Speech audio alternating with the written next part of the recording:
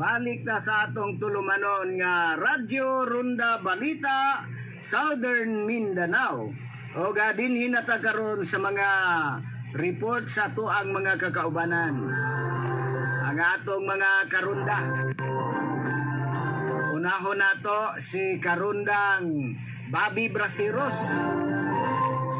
Namatod pa 10th ID nagsaulog sa ika-15 nga pista sa Our Lady of Lourdes. Karundang Bobby, ihandos mo karundang Bobby.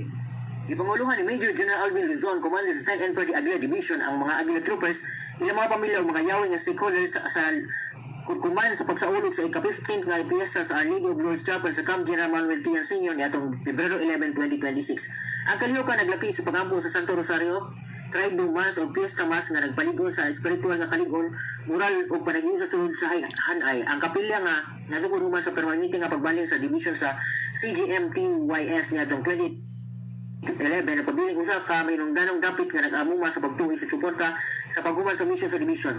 Sa imin sa episode ni Major General Luzon na ang Our Lady of Lourdes nagrepresentar sa pagtuho, kaayuhan, papaubos o paglaom na hiyas nga nungdanong sa profesional sa armas. Ang iyang mensahe nagpahinumdum kanatong mga sundalo nga ang kasug dili na makuha sa pisikal nga abilidad kundi usab sa espiritual nga kaligon ug ligon nga moral nga pundasyon. Human sa misa bahin-bahin ang mga Aguila Troopers o mga bikin sa traditional nga budol fight nga mas nagpaligon sa panaginigalay, panaguban o espiritu likot tali sa mga sundalo, ilang pamilya o mga stakeholders.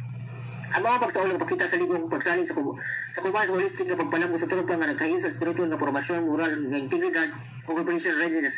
Samtang Aguila Division pa rin sa pagtuman sa iyang mandato sa mag-alaga sa katauhang Pilipino. Para sa Radyo Ronda Balita Southern Mindanao, ini si Bobby Braceros reporting. Okay, daghang salamat karundang Bobby Brasiros.